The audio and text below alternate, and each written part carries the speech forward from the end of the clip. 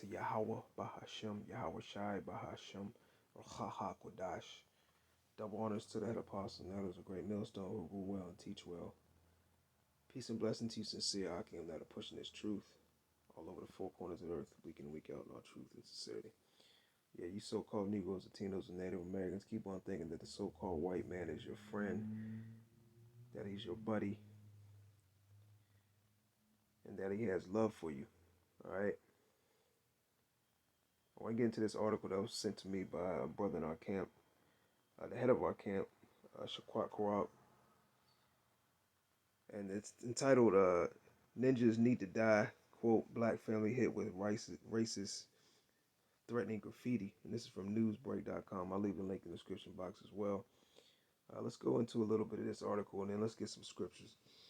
It says a black family in California is reeling from a racist threats that were spray painted on their home and cars.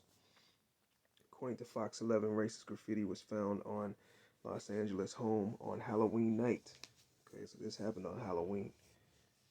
You know, Esau mustered up the courage and got in that spirit, to enact on what he actually believes and how he feels towards you so-called Negroes, Latinos, and Native Americans.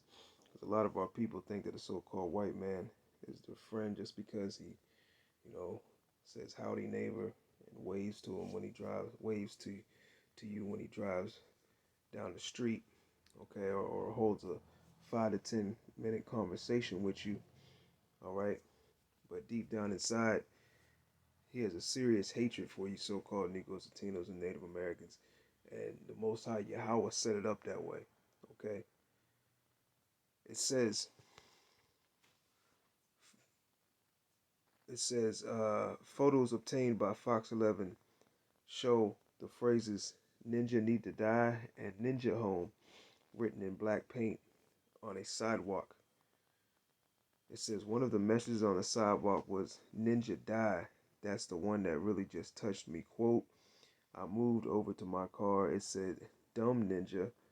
Then we moved on to the next one. One says "Ninja house." The next one said "Die." The gate says "Dumb Ninja," and the spelling is not even correct. And that's what this person said. Yahweh Shem Yahweh Shai is stirring up that ancient hatred that Esau has for you so-called Negroes, Latinos, and Native Americans, that has laid dormant for a period of time for various different reasons, different things that the elites have pushed in fear that these Edomites, if they voice, their belief in how they feel towards you Israelites in a certain manner, it could be detrimental to their livelihood, their job, their family, and various other things. So I'm going to put it like this: when the opportunity presents itself for Esau to really demonstrate how he feels towards you Israelites, you best believe he's going to jump all over it. You got these left and not sure which one you call them, but these white supremacist groups talking about they're going to take their country back, man. Okay? Talking about you so-called black women are easy targets and they're going to start with you. Okay? Basically, Esau saying he's taking the path of least resistance, right?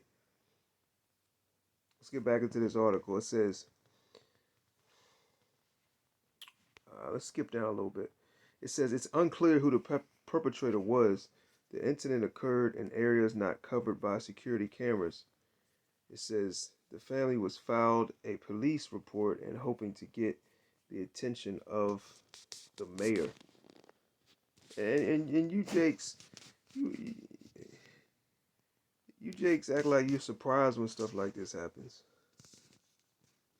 This shouldn't be something that surprises you. Okay? It says, quote, to be afraid to be in your own house, that's not a good thing. Well, see, this is what the majority of our people fail to realize, is that the Lord put curses upon you so-called Negroes, Latinos, and Native Americans. And this goes right along with the curses, man. All right, real quick, let's go to Deuteronomy, the 28th chapter. It's one verse I want to get.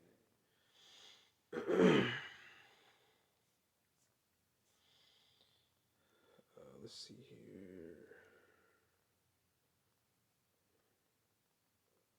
All right, let's skip down to verse.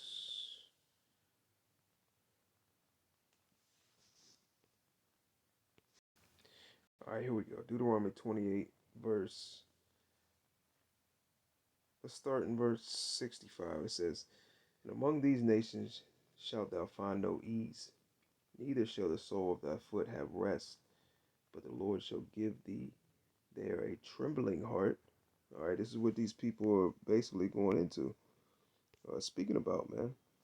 How much fear they're in, from what happened at their home.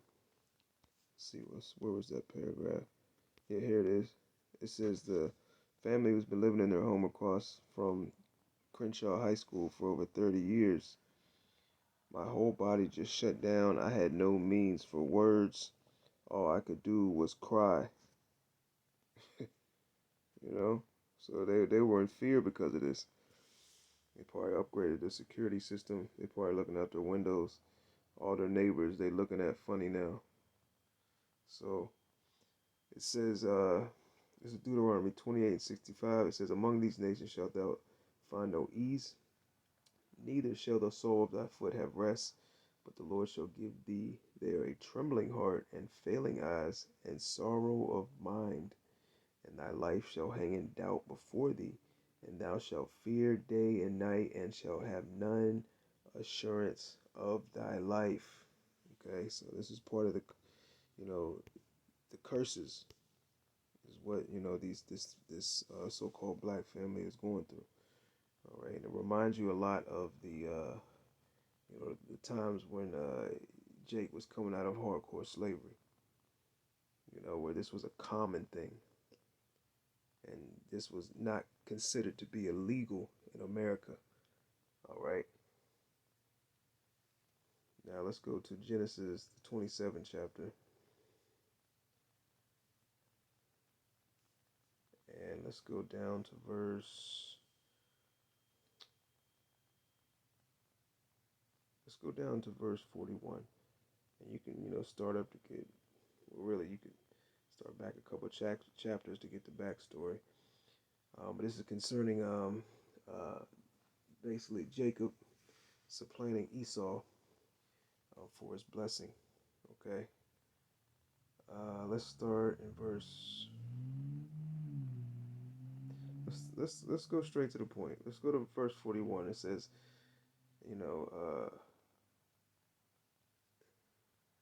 Slocky, bear with me one moment.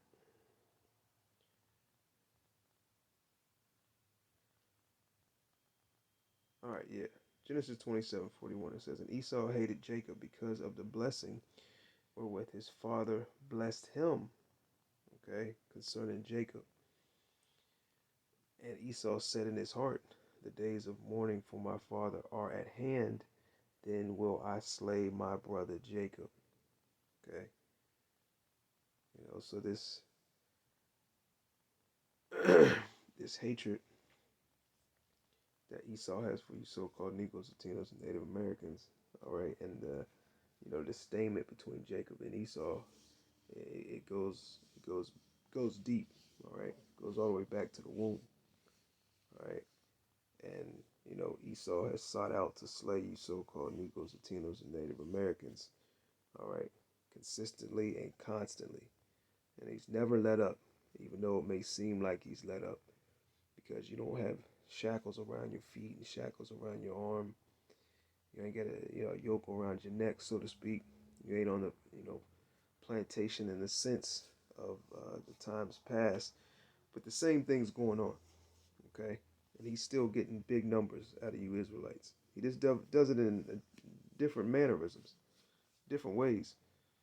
Okay, he's got uh, you know, different strategies, different ways of doing things that don't meet the eye the same way, if I'm making sense. Okay, he no longer has to go through your communities and hang you on trees and burn you at the stake. Go through your lands and wipe you out with the sword. He does it with Planned Parenthood. He does it with drugs. He does it with gang violence. All right. He does it with rap music. He does it with the pharmacies. He does it with the various different pollutions in the water and in the air. Okay. So there's various different methods that Esau uses, primarily against you so-called Negroes, Latinos, and Native Americans. All right. Now let's go over to Ezekiel the 35th chapter real quick.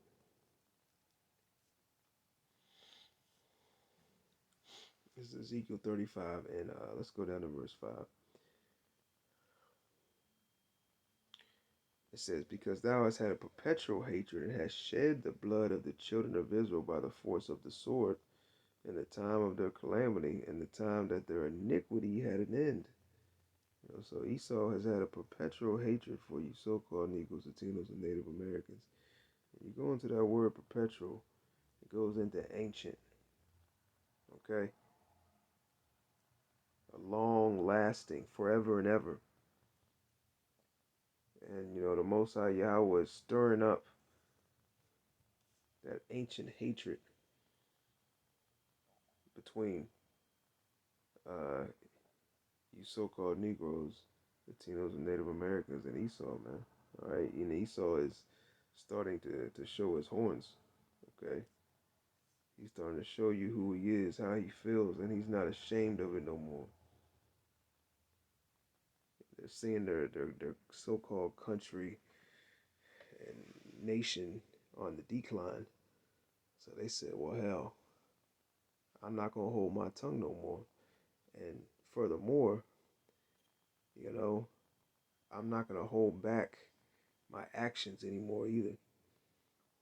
Because these various different organized groups have been waiting a long time to put their hands on you so-called Negroes, Latinos, and Native Americans in high volume. All right, we're right there at the doorstep, okay?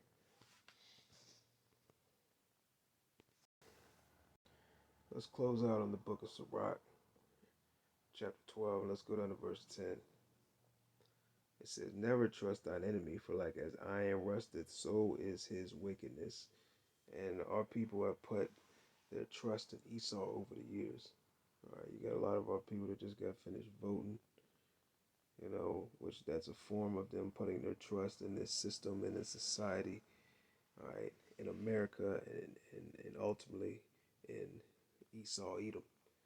It says, "Never trust thine enemy, for like as iron rusted, so is his wickedness." And another problem, or a major problem with our people, is they don't understand who their enemy is.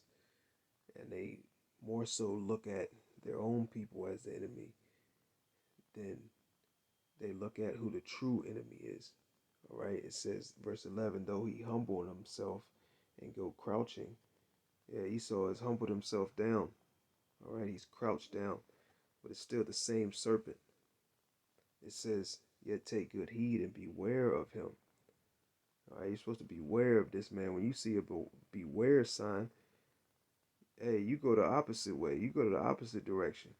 You don't hop the fence. You don't climb the gate. You got our people going right up to the fence. All right, peeking over the fence.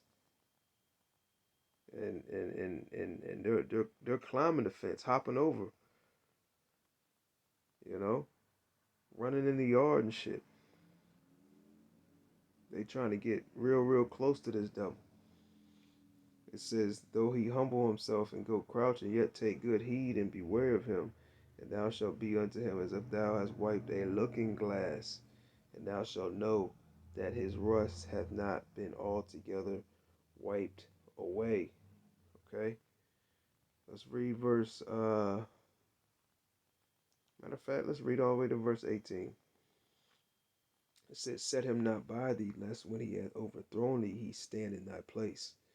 Neither let him sit at thy right hand, lest he seek to take thy seat. And thou at last remember my words and be pricked therewith. Who will pity a charmer that is bitten with a serpent, or any such as come nigh wild beasts? So one that goeth to a sinner, and is defiled with him in his sins, who will pity? For a while he will abide with thee, but if thou begin to fall, he will not tarry. Yeah, Esau has come across like, he's a decent person. He's nice. I'm a good guy. I'm your friend. Howdy, neighbor. But once things start to, change course, you're going to see the true nature of this man. And we're starting to see that. All right, we've been seeing that. All right. And these average Edomites are starting to show their horns. They're starting to show their hatred, you know, on a higher level for you so-called Negroes, Latinos, and Native Americans. You got truckers in these various different, Jake truckers in these various different areas that are predominantly, Edomite towns that are coming up missing. And some of them are coming up, being hung on trees. These sundown towns, and the police are in on it. The townsmen are on it. The local gas station owner, the restaurant person, the waiter and waitress at the restaurant, they're all in on it. All right. It says,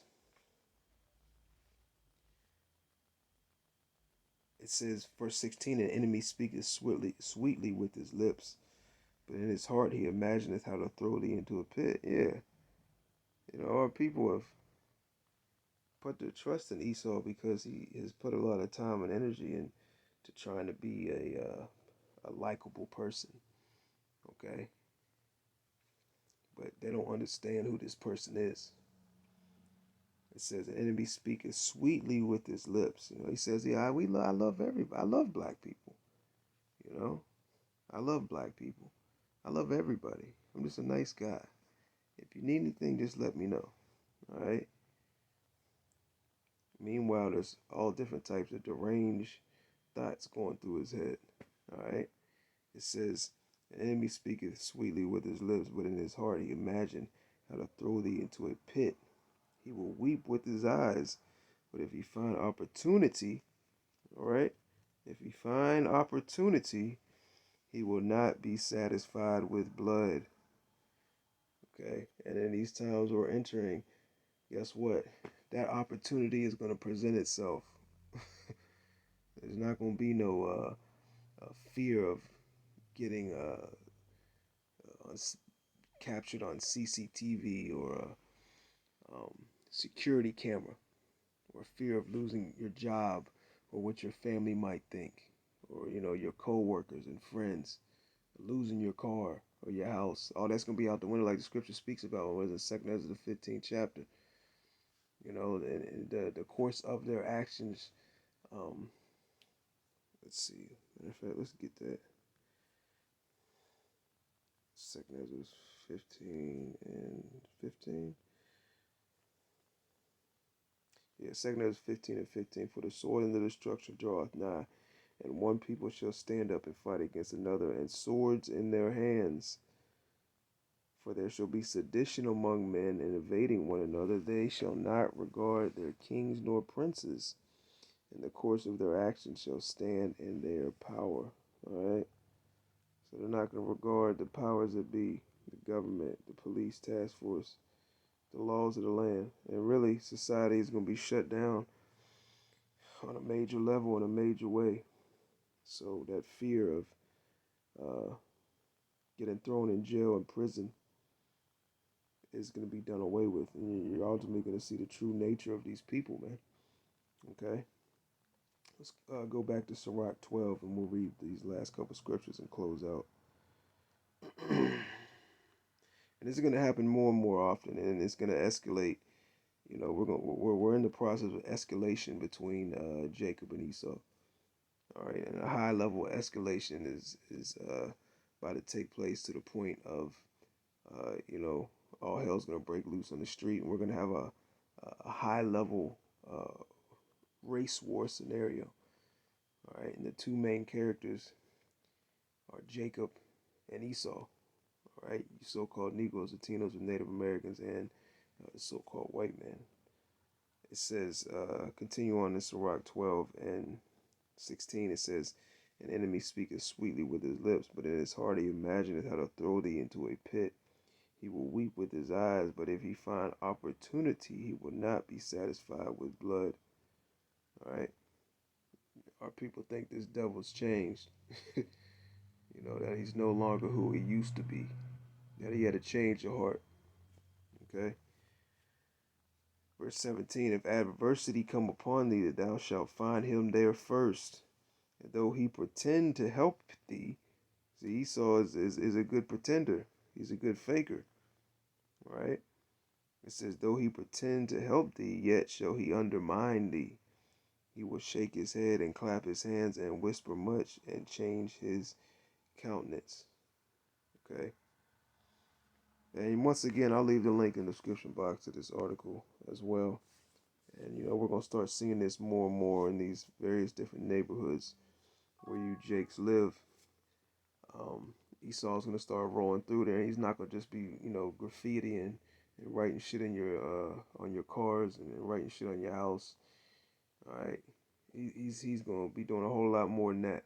All right, we're right there at the doorstep of Jacob's trouble, and Lord willing, we're part of that number, and we can be protected in the time of Jacob's trouble, and ultimately be saved from this great destruction that's going to take place on this earth. All right, primarily the destruction of America, Babylon the Great, that's going to come by the way of intercontinental ballistic missiles. Lord willing, those that are fine to the next time. Shalom.